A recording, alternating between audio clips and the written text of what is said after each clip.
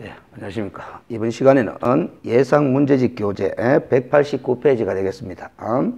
그 보칙이라고 제목이 되어 있는데 그거는 큰 의미가 없고 1절에 업무 위탁 봅니다. 우리 공인중개사법 규정에는 업무 위탁에 관한 규정이 있습니다. 그래서 1번 지문을 한번 보겠습니다. 국토교통부 장관, 시도의사 또는 등록관청은 대통령령이 정하는 바에 따라 그 업무의 일부를 협회 또는 대통령령이 정하는 기관에 위탁할 수 있다. 요 문장이 공인중개사법 법조문에 업무 위탁에 관한 근거 규정으로 있는 겁니다. 그래서 구체적인 업무 위탁의 내용은 다 시행령인 대통령령에 위임시켜 놓고 있습니다. 그래서 대통령이 정하는 바에 따라 이렇게 돼 있는 거죠. 그래서 이 법조문에 따르면은 장관, 시도의사뿐만 아니라 등록관청도 자신의 업무 일부를 협회 또는 대통령이 정하는 기관에 위탁할 수 있는 것은 틀림없는 사실이죠. 그런데 현재 시행령을 보면 위탁하고 있는 업무가 없다라는 것뿐입니다. 그래서 시험 지문에 만약에 등록관청도 자신의 업무 일부를 협회 또는 대통령이 정하는 기관에 위탁할 수 있다 하면 O 문장이 됩니다. 실제로 위탁하고 있는 업무가 없다라는 것뿐이지 위탁할 수 있는 것은 사실이거든요. 자, 2번 지문에 시행령에 따르면 위탁하고 있는 업무는 현재 두 가지 업무밖에 없습니다. 교육에 관한 업무하고 시험 시행에 관한 업무 두 가지 업무만 시행령에서 위탁하고 있을 뿐입니다. 그래서 교육에 관한 업무는 지금 우리가 교육의 종류가 4가지나 되죠. 실무교육, 연수교육, 직무교육, 부동산 거래사고 예방을 위한 교육 이런 4가지가 있는데 이 4가지 업무를 다 위탁할 수 있습니다. 그러나 실제 시행령에 보면은 실무교육과 연수교육, 직무교육에 관한 업무 위탁 규정이 있고 부동산 거래사고 예방을 위한 교육에 관해서는 업무 위탁에 관한 구체적인 시행 규정이 없습니다. 그러나 위탁해서 시행할 수는 있겠죠, 당연히. 그리고 시험 시행하는 업무는 원래 실시권자가 시도지사죠. 그 시도지사가 시험 시행하는 업무를 현재 위탁하도록 시행령에서 규정을 두고 있습니다. 그래서 현재 시행령상으로 보면은 실무교육, 직무교육, 연수교육 그리고 시험 시행하는 업무에 관한 위탁 규정을 두고 있다라는 거죠. 3번에 교육에 관한 업무와 시험 시행에 관한 업무를 위탁받을 수 있는 수탁기관의 범위는 동일하다 했는데 틀렸습니다. 그래서 교육에 관한 업무는 우리가 협회뿐만 아니라 대통령이 정하는 기관에 위탁할 수 있죠. 그래서 시행령에 보면은 공기업 또는 준정부기관 그리고 학교에다가 위탁할 수 있도록 그렇게 돼 있는데 시험 시행하는 업무는 협회와 공기업 또는 준정부기관에만 위탁할 수 있도록 돼 있습니다. 그래서 학교에다가 위탁할 수는 없습니다. 시험 시행하는 업무는. 그래서 3번이 틀린 지문이 되겠죠. 4번에 부동산 관련 학과가 개설된 학교는 시도지사로부터 실무교육, 직무교육, 연수교육에 관한 업무를 위탁받아서 시행할 수가 있습니다. 그래서 현재 시행령에서는 부동산 거래사고 예방을 위한 교육 업무의 위탁 규정은 두고 있지를 않다라는 거죠. 5번에 시도의사 또는 시험 시행기관의 장은 업무를 위탁했으면 그 위탁의 구체적인 내용을 일간시문이 아니라 관보에 고시하는 절차 규정을 두고 있습니다. 5죠. 그래서 3번이 틀린 답방이 되겠습니다. 그 다음에 2번 문제로 갑니다. 시도지사로부터 교육에 관한 업무를 위탁받을 수 있는 단체 또는 기관을 바르게 고른 것인데 방금 앞에 문제에서도 있다시피 교육에 관한 업무를 위탁받을 수 있는 기관은 협회뿐만 아니라 우리 시행령에 의하면 공기업 또는 준정부기관 그리고 학교에다가 위탁할 수 있도록 돼 있죠. 그래서 지금 기역, 니은, 띠끝, 리을 모두 다가 교육에 관한 업무를 시도지사로부터 위탁받을 수 있는 기관으로 규정이 되어 있습니다. 그래서 답항이 5번 답항이 되겠죠. 해설을 통해서 정확하게 확인 인식을 하실 필요가 있다는 거죠. 그 다음 191페이지에 포상금에 관한 규정입니다. 우리 공인중개사 법령에도 포상금에 관한 규정을 두고 있지만은 뒤에 가서 학습하게 되어 있는 부동산 거래 신고 등에 관한 법령에도 포상금에 관한 규정이 있습니다. 제 개인적인 예상으로는 원래 시험에는 공인중개사법상의 이 포상금에 관한 내용은 출제 가능성이 상당히 떨어지는 것으로 예상이 되고 오히려 부동산 거래 신고 등에 관한 법령상의 포상금 제도가 출제 가능성이 상당히 높아졌다 이렇게 평가를 합니다. 그렇지만 혹시 모르니까 공인중개사법상의 포상금에 관한 규정도 정리를 해둡니다. 3번 문제 틀린 것은 1.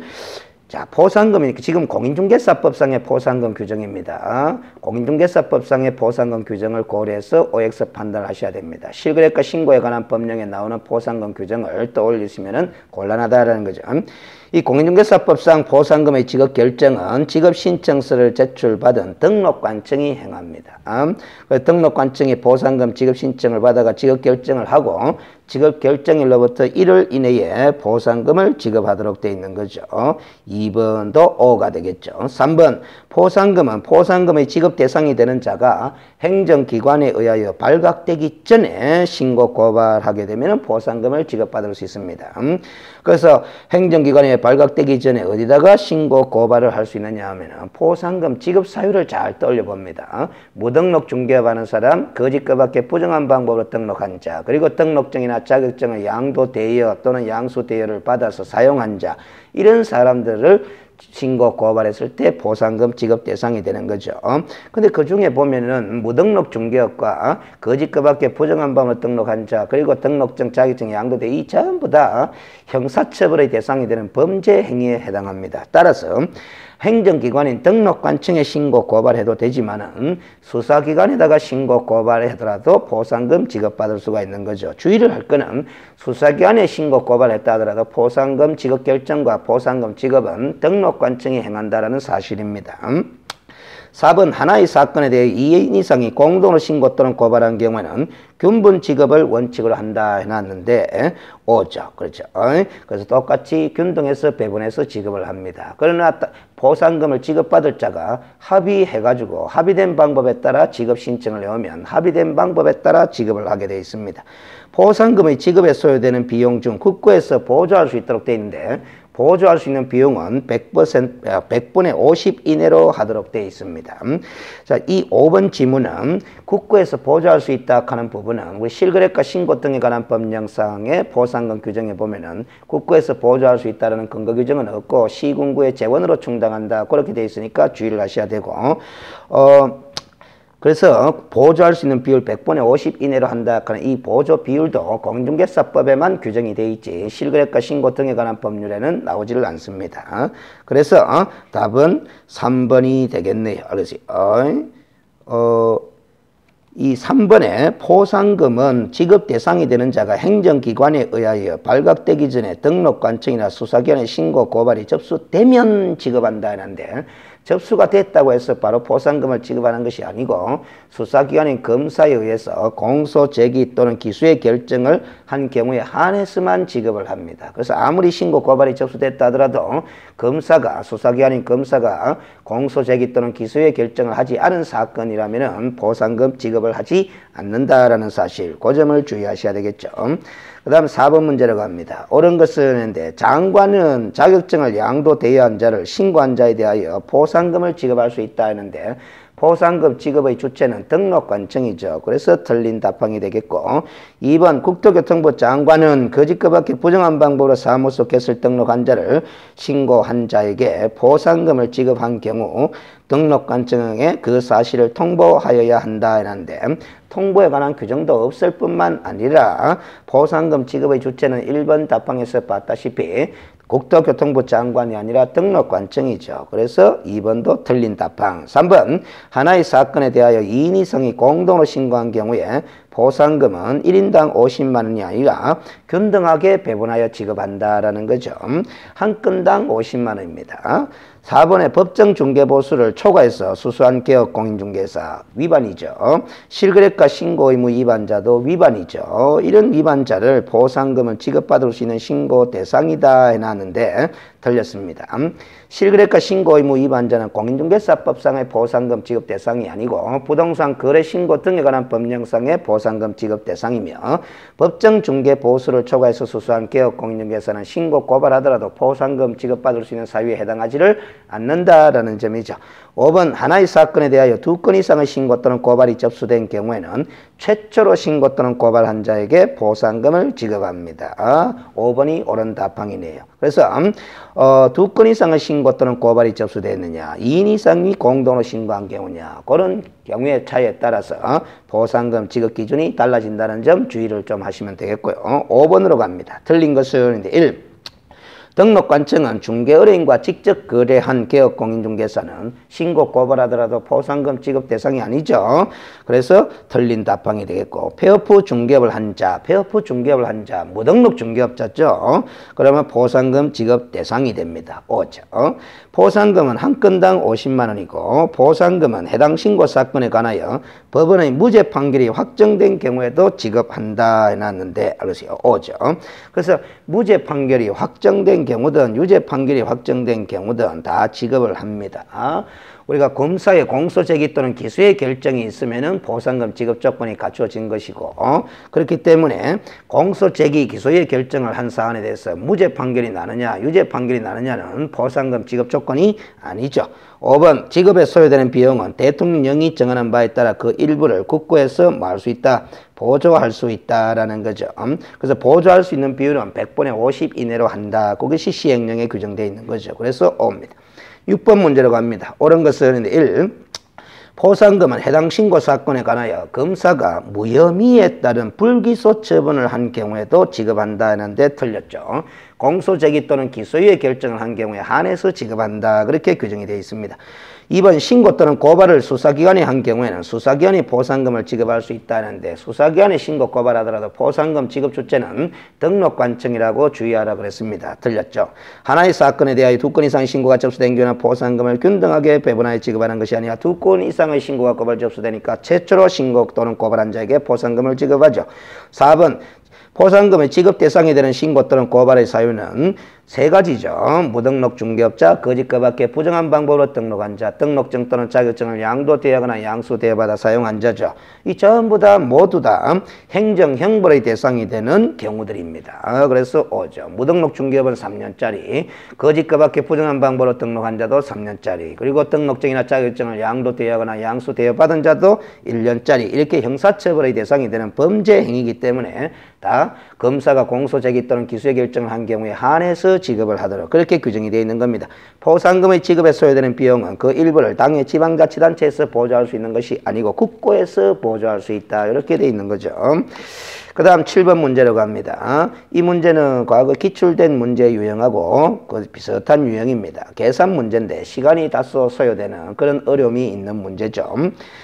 자, 공인중개사 법령상 각각 의리받을 수 있는 포상금의 최대 금액은 이렇게 되어 있습니다. 자, 그래서 첫 번째 점을 보면은 갑은 자격증을 대여한 A를 고발하여 A는 법원에서 300만 원의 벌금형을 선고받았다 해놨습니다. 그래서 자격증 대여는 포상금 지급 대상이 되는 불법 사례 맞죠. 그래서 갑은 50만 원의 포상금을 확보하게 되는 겁니다. 법원에서 300만 원의 벌금형을 선고받았다 하게 되면 검사가 공소 제기 결정을 했다라는 소리가 되는 거죠. 자, 갑은 50만 원 확보했습니다. 두 번째 점, 거짓 의 부정한 방법으로 중개사무소 개설 등록한 B도 포상금 지급 대상이 되는 불법 사례죠.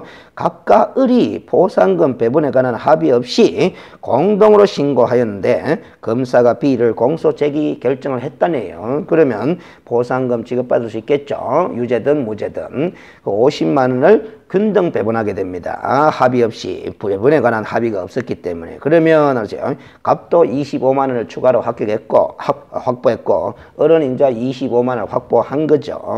그러면 갑은 지금 75만 원 확보, 을은 25만 원 확보된 상태입니다. 세 번째 점, 등록증 대여받은 C도 신고 고발하면 포상금 지급 대상이 되죠.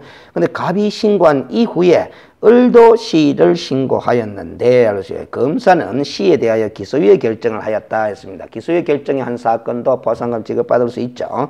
그런데 한 건의 위반 행위에 대해서 2건 이상의 신고 고발이 접수된 거죠. 갑과 을이. 그래서 갑은 먼저 신고를 했죠. 을은 뒤늦게 신고를 했기 때문에 갑이 50만 원을 확보하게 되고 을은 포상금 확보되지를 못했습니다. 그러면은 아세요.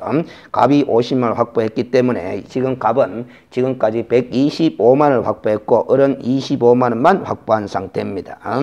자, 네 번째 점. 을은 다른 사람부터 자격증을 대여받은 D를 신고하여 검사가 공소 제기하였지만 D는 무죄 판결을 받았다. 무죄 판결을 받았다 하더라도 검사가 공소 제기 결정을 한 사안이기 때문에 포상금 50만 원을 을이 받을 수가 있게 되겠습니다. 그래서 을도 지금 75만 원까지 확보가 됐죠.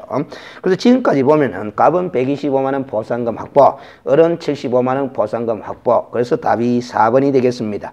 근데 마지막 점에 있는 A, B, C, D는 갑 또는 을의 위신고 고발 전에 행정기관에 의해 발각되지 않았다라는 것을 적어준 이유는 이런 걸 적어주지 않으면 이의신청 소지가 생기거든요. 모든 신고 고발은 행정기관에서 발각되기 전에 신고 고발이 이루어져야 보상금을 받을 수 있는 조건이 되기 때문에 그렇습니다. 그 다음 제3절로 가서 수수료라고 되어 있는데 이 수수료 부분은 내용적으로 중요한 가치가 없죠. 근데 이따금씩 암기됐느냐 안 됐느냐를 평가합니다. 그래서 우리가 공인중개사법상에 보면은 당해 지방자치단체 조례를 정하는 바에 따라 수수료를 납부해야 되는 경우의 사례가 6가지가 있죠. 그 사유로 명시된 것을 모두 고르라 이렇게 되어 있습니다. 그 6가지를 암기를 해 두셔야 되죠. 그래서 공인중개사 자격시험에 응시하고자 하는 자, 자격증 재교부 신청하고자 하는 자, 중개사무소 개설 등록 신청하고자 하는 자, 등록증 재교부 신청하려는 자, 그리고 분사무소 설치 신고하려는 자, 분사무소 설치 신고 필정의 재교부를 신청하려는 자 이래 됩니다. 그래서 D가 중개사무소의 휴업 신고를 빼고는 다 수수료를 납부해야 되는 사유가 되겠죠. 그래서 기역, 니은, 리을 답이 2번이 되겠습니다. 그 다음 9번 문제로 갑니다. 행정청에 수수료를 납부하는 사유에 관한 설명에 틀린 것은 했는데 8번 문제는 하세요. 고르는 문제였고 9번 문제는 서술형으로 출제했을 뿐이지 다 똑같은 주제입니다. 1. 시도지사가 시행하는 자격시험에 응시하고자 할 때도 수수료를 납부해야 되는데 국토교통부령이 정하는 수수료가 아니라 당의 지방자치단체 조례로 정하는 수수료죠. 그래서 1번이 틀려버렸습니다. 당의 지방자치단체는 당연히 시도조례가 되겠죠. 시험을 시도지사가 시행하기 때문에 2번 시도지사로부터 자격증을 교부받은 자는 수수료를 납부하지 않아도 됩니다. 교부받는 자는 자격시험에 합격을 해서 최초로 자격증을 교부받는 자는 수수료 납부하지 않습니다. 자격시험에 응시하고자 할 때 수수료를 내뿌리고 재교부 신청할 때 수수료를 내뿌리지 자격증을 신규로 교부받을 때는 수수료 규정이 없습니다. 3번에 자격증 재교부 업무도 위탁이 가능합니다. 그러나 현재 시행령에 따르면 재교부 업무가 위탁되어 있지는 않습니다. 그러나 이렇게 어떤 재교부 업무가 위탁이 되어 있다고 한다면 재교부 신청 시에 수수료를 낼 때 지방자치단체 조례를 정하는 수수료를 내는 것이 아니라 위탁받은 자가 위탁한 자의 승인을 해서 결정 공고하는 수수료를 내는 거죠. 자, 4번에 중개사무소 이전 신고를 하는 때는 수수료를 납부하는 경우가 있다라는 거죠. 상당히 어려운 지문입니다. 원래 우리가 외우는 수수료 납부 사유에는 사무소 이전 신고하려는 자 하는 것은 없습니다. 그러나 우리가 사무소 이전 절차를 떠올려 보시면은 등록관청 관할구역 내에서 이전하든 등록관청 관할구역 외의 지역으로 이전을 하든 반납했던 등록증을 폐기하고 새로운 등록증으로 재교부를 해는 절차가 있을 수 있는데 그때는 재교부 신청 행위는 하지 않았죠. 사무소 이전 신고 행위를 했을 뿐이지만은 재교부 신청에 준하는 수수료를 납부하도록 되어 있습니다. 그래서 납부하여야 하는 경우가 있다. 이렇게 해가 오철이 되는 거죠. 만약 이 4번 지문을 이전 신고를 하는 때는 수수료를 납부하여야 한다. 이렇게 하면 틀리게 됩니다. 왜냐하면 사무소를 등록관청 관할구역 내에서 이전하는 신고를 할 때는 재교부를 하지 않고 반납했던 등록증의 기재사항을 변경해가 교부할 수도 있거든요. 그때는 수수료가 없거든요. 그래서 무조건 사무소 이전 신고 시에 수수료를 100% 납부해야 되는 경우가 아니기 때문에 납부하여야 하는 경우가 있다. 이런 정도로 해야 오가 되는 거죠. 5번에 장관이 직접 자격시험을 시행할 수도 있죠. 직접 시행하는 자격시험에 응시하고자 할 때는 당의 지방자치단체 조례가 정하는 바에 따른 수수료를 납부하는 경우가 아니라 장관이 결정 공고하는 수수료를 납부합니다. 그래서 다시 한번 정리하자면 공인중개사 자격시험 응시와 관련해서 수수료 기준은 3가지로 나누어서 살펴볼 필요가 있습니다. 시도지사가 시행하는 자격시험에 응시할 때는 지방자치단체 조례 정하는 수수료를 납부, 그리고 장관이 직접 시행하는 자격시험 응시할 때는 장관이 결정 공고하는 수수료를 납부해야 되고 이 자격시험을 위탁해서 시행하는 경우에 응시할 때는 위탁받은 자가 위탁한 자의 선에서 결정 공고하는 수수료를 납부하도록 이렇게 응시자가 실시권자가 어떤 방법으로 시행하느냐에 따라서 응시 수수료를 정하는 기준이 달라진다라는 점 그렇게 정리하시면 되겠고 197페이지로 가서 이제 벌칙과 관련된 시험 문제인데 이 부분은 주로 암기에 의해서 제재 분류를 좀 해둬야만이 답이 명쾌히 빨리 보입니다. 그래서 이 부분들은 해설 위주로 다시 한번 여러분들이 암기해 두시면 충분하다고 보여집니다. 그래서 우리 공인중개사법상의 벌칙 규정에 따르면은 벌칙 규정은 두 가지로 나눠져 있죠. 행정형벌에 관한 규정이 있고 또 행정질서벌에 관한 규정이 있습니다. 이 행정질서벌이라는 것은 과태료 규정이죠. 그리고 이 행정형벌은 또 두 가지 기준으로 나눠져 있습니다. 3년 이하의 징역 또는 3천만 원 이하의 벌금형, 1년 이하의 징역 또는 1천만 원 이하의 벌금형 이렇게. 그리고 행정질서벌은 공인중개사법상으로 500만 원 이하의 과태료, 100만 원 이하의 과태료 이렇게 구분해서 규정이 되어 있고 이 각각의 3년짜리 형사처벌 대상이 되는 불법 그리고 1년짜리 형사처벌의 대상이 되는 불법 사유들을 다 외워두셔야 되는 거죠. 외워두셔야 됩니다. 그래야 문제 풀립니다. 그래서 해설에 다 그렇게 기록해뒀으니까 참고해서 반복해서 외우셔야 됩니다. 자, 1번 같은 경우는 1년짜리 경우가 아닌 것은 있는데 지금 이중 소속도 1년이고 자격증 대여도 1년이고 개업공인중개사 아닌 자가 유사명칭 사용해도 1년이죠. 4번에 무등록 중개업은 3년짜리죠. 그래서 답이 4번이 되겠습니다. 5번 개업공인중개사가 아닌 자가 표시 광고를 해도 1년이죠. 그래서 1년짜리 경우가 아닌 것은 해서 답이 4번이 됩니다. 그래서 결국 3년짜리 사유, 1년짜리 사유를 다 여러분들이 정확하게 어떤 방법을 동원하신 간에 기억을 해 두셔야 됩니다. 주로 이 부분에서 수험생들은 두 문자를 따서 많이 암기하는 방법을 활용하는데 요즘 시험 출제 스타일로는 두 문자를 따서 암기하는 게 그렇게 활용이 잘 안 됩니다. 그래서 문장 위주로 자꾸 읽어주시는 것이 바람직하다. 그렇게 누차 말씀드립니다. 그 다음 뒷페이지 2번 3년짜리 사유로 옳게 짝재진 것은 기억은 자격증이나 등록증의 양도 대여로 보면 되죠. 1년짜리입니다. 니은은 이중 등록 내지 이중 소속도 1년짜리죠. 디귿은 탈세된 관계법령을 위반할 목적으로 미등기 부동산의 매매를 중개한 등 투기를 조장한 행위는 금지행위죠. 3년짜리 금지행위였습니다. 그리고 리얼은 무등록 중개업이니까 3년짜리고 미업은 등록증 양도 대여니까 1년짜리죠. 그래서 3년짜리는 디귿과 리얼 두 개뿐입니다. 그 다음에 3번 1년짜리 해당되는 것은 모두 몇 개인가 하는데 기억에 거짓 그 밖에 부정한 방법으로 등록한 자 3년짜리죠. 자격증 양도되어도 1년짜리죠. 디귿 의뢰인과 직접 거래 쌍방들이 금쟁이죠. 3년짜리 금쟁입니다. 그리고 리얼은 업무상 알게 된 비밀을 누설한 죄, 비밀 준수에 무위반 죄, 반의사 불벌죄로서 1년짜리죠. 미엄은 금쟁이죠. 3년짜리 금쟁입니다. 그래서 1년짜리를 모두 찾아라 했기 때문에 니언하고 리얼 그러세요. 두 개뿐이네요. 그러세요. 나머지는 다 3년짜리입니다. 그래서 이런 문제를 보면은 3년짜리를 찾아라 하게 되면은 1년짜리를 섞어 넣게 되고 1년짜리를 찾아라 그러게 되면 3년짜리를 섞어 넣게 되고 이렇게 되는 거죠. 그다음에 4번 행정형벌과 행정처분이 병과될 수 있는 사유는 모두 몇 개인가 하는데 이런 문제도 종종 나왔는데 우리 공인중개사법상의 위반 시의 제재는 이 벌칙 규정만 있는 것이 아니라 행정처분에 관한 규정도 있는 거죠. 이 행정처분은 5가지가 있죠. 등록 취소라는 것이 있고 업무 정지라는 것이 있고 자격 취소라는 것이 있고 자격 정지 그리고 지정 취소 이런 5가지 행정처분의 유형이 있습니다. 물론 등록 취소는 절대적 등록 취소와 상대적 등록 취소로 구분되어 있습니다.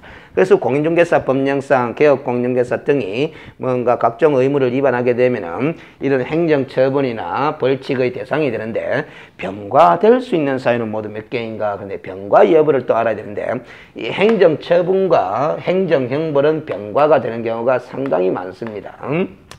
근데 이 과태료와 행정처분도 병과가 가능하거든요. 병과되는 경우는 딱 한 가지 뿌이다라는 거죠. 그거는 외워두시라 그랬습니다. 바로 지정 취소라는 행정처분 사유에 보면은 국토교통부 장관으로부터 거래정보사업자로 지정받은 자가 운영규정을 승인받아야 되죠. 그 승인을 받지 않거나 운영규정의 내용에 위반해서 거래정보망을 운영한 거래정보사업자는 지정 취소 사유라는 행정처분 사유도 되지만은 500만 원 이하의 과태료 부과 사유도 되거든요. 그래서 병과될 수 있는 케이스 딱 한 가지 뿐입니다. 그 이외에는 행정처분과 과태료가 병과되는 경우는 없습니다. 그러나 행벌과 질서벌, 이 형벌과 과태료가 병과되는 경우는 없습니다. 그렇죠. 절대 없습니다. 그렇게 법을 규정할 수가 없습니다. 위헌이 됩니다. 그래서 주로 이제 병과될 수 있는 사유를 물을 때는 요 경우를 잘 물어요. 행정처분과 형벌. 이거 많거든요. 모두 몇 개인가 하는데 기억에 검쟁이죠. 검쟁이는 상대적 등록 취소죠. 그러니까 등록 취소라는 행정처분과 3년짜리라는 형벌이 병과될 수 있는 케이스입니다. 임시중개시설물 설치한 자도 상대적 등록 취소고 1년짜리죠. 그리고 개업공인중개사가 아닌 자로서 유사명칭을 사용했죠. 이거는 개업공인중개사가 아닌 자니까 그래서 행정처분의 대상이 되지는 않습니다. 1년짜리 형사처벌의 대상만 될 뿐이죠. 그리고 리얼은 무등록 중개업자도 행정처분의 대상이 되지는 않고 3년짜리 형사처벌의 대상만 되겠죠. 미연 공인중개사가 아닌 자로서 공인화 또는 이와 유사한 명칭을 사용한 자도 행정처분의 대상이 아니고 1년짜리만 되겠죠. 그래서 행정처분과 형벌이 병과될 수 있는 사유는 기업과 리언 두 개뿐입니다. 알겠어요? 그 다음 2절에 양벌 규정 이렇게 되어 있는데 이 양벌 규정은 50조에 규정된 규정으로서 상당히 중요하고 알겠어요. 수험생들이 또 실수를 많이 하는 규정입니다. 양벌 규정이라는 것은 이렇게 이해를 좀 하셔야 되죠. 양벌 규정이라는 것은 양쪽으로 형벌을 부과한다라는 겁니다. 그러면 그 양쪽이 누구냐 하면은 등과 개업공인중개사다라는 거죠. 우리가 늘 읽을 때 알겠어요. 개업공인중개사 등은 이렇게 말했죠. 이 등이라는 사람은 소속공인중개사일 수도 있고 중개보조원일 수도 있고 사원 또는 임원일 수도 있다 이 말이죠. 이 사람이 형벌에 해당하는 3년짜리든 1년짜리든 형벌에 해당하는 위반 행위를 했을 때 그 등을 벌하는 외에 개업공인중개사에게도 동조에 규정된 벌금형을 함께 관다라는 것이 양벌 규정입니다. 그래서 형벌에 해당하는 위반 행위를 등이 위반했을 때만 양벌 규정이 적용되는 것이지 이 형벌이 아닌 형벌 사유가 아닌 위반을 했을 때는 양벌 규정 적용되지를 않는다는 점, 그 점이 중요한 거죠. 다만 이 양벌 규정은 단서가 몇 년 전에 신설돼가 이 개업공인중개사가 이 등이 이런 형벌에 해당하는 위반 행위를 방지하기 위해서 상당한 주의와 감독을 게을리하지 아니었다면 이 개업공인중개사에게는 양벌 규정을 적용하지 않는다라는 단서 규정을 두고 있다. 그래서 양벌 규정에 의해서 개업공인중개사가 벌금형이라는 형사책임을 지는 경우라는 것은 결국 과실책임의 성격이 있다. 이렇게 이야기를 해드렸습니다. 자, 틀린 것은 있는데 1. 등을 벌하는 외에 그를 고용한 개업공인중개사에 대해도 위반행위에 대한 다른 벌금형을 과하는 것을 우리는 양벌 규정이라 그렇게 이야기를 하는 거죠. 2번에 개업공인중개사가 등의 위반행위를 방지하기 위해서 해당 업무에 관하여 상당한 주의와 감독을 게을리하지 않은 경우에는 양벌 규정이 적용되지 않는다 그랬습니다. 3번에 소속공인중개사가 성실 정확하게 확인 설명을 하지 아니하거나 설명의 근거 자료를 제시하지 아니한 경우 위반은 맞죠. 그러나 이 소속공인중개사의 이러한 위반 행위는 형벌에 해당하는 위반 행위가 아니죠. 자격정지 사유에 해당하는 위반일 뿐입니다. 이럴 때는 양벌 규정이 적용되는 것이 아니라 간주 규정만 적용될 뿐이다라는 거죠. 그래서 3번이 틀렸습니다. 양벌 규정이 적용된다 하여 개업공인중개사와 그 행위자인 등에게 항상 동일한 벌금형이 선고되는 것은 아니다. 직접 위반 행위를 저지른 등은 500만 원, 1,500만 원의 벌금형이 선고됐다면 양벌 규정이 적용돼가 개업공인중개사에게 벌금형의 액수가 동일하게 선고될 수 있지만은 더 적게 선고될 수도 있다라는 거죠. 동일한 벌금형이 선고되는 것은 아니다. 5죠.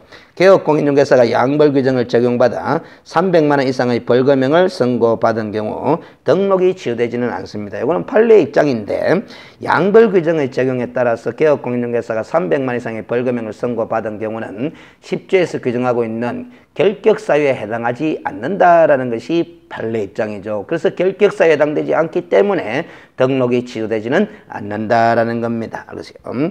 자, 그렇게 이해를 하시면 되고 뒤에 6번 풀어보겠습니다. 공인중개사인 개업공인중개사 갑에게 고용된 중개보존을이 자신의 명함에 중개사무소의 대표라는 명칭을 사용해 등록관청에 적발되었다. 이와 관련한 설명을 틀린 것은 있는데 보조원이 등이죠. 그 보조원이 1년짜리 형사처벌에 해당하는 위반 행위를 졌으니까 양벌 규정이 적용되는 겁니다. 그래서 어른 등록관청에 의해서 수사기관에 형사고발되었다. 형사고발될 수 있는 거죠. 1년짜리 위반했으니까. 2번 어른 수사기관에 의해 공인중개사법 위반 혐의에 기소되어 1년 이하의 징역 또는 1천만의 벌금형에 해당하는 위반을 저질렀으니까 500만 원의 벌금형을 선고받을 수 있겠죠. 갑은 을이 대표라는 명칭을 사용하지 못하도록 감독을 철저히 하였으나 양벌 규정에 따라 100만 원의 벌금형을 선고받았다 해놨는데 명칭을 사용하지 못하도록 감독을 철저히 한 경우에는 우리 단서 규정에 의해서 양벌 규정이 적용되지 않는데도 불구하고 양벌 규정에 따라 벌금형을 선고받았다 했기 때문에 법 적용이 잘못된 겁니다. 4번에 을은 어떠한 경우도 행정처벌을 받지 않는다. 그렇죠. 을은 중개보조원이라서 행정처벌의 대상이 되지는 않습니다.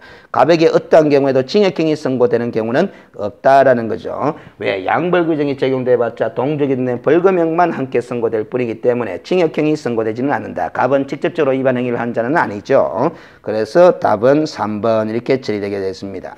그래서 잠시 쉬었다가 203페이지의 과태료에 관한 규정으로 문제풀이 들어가도록 하겠습니다.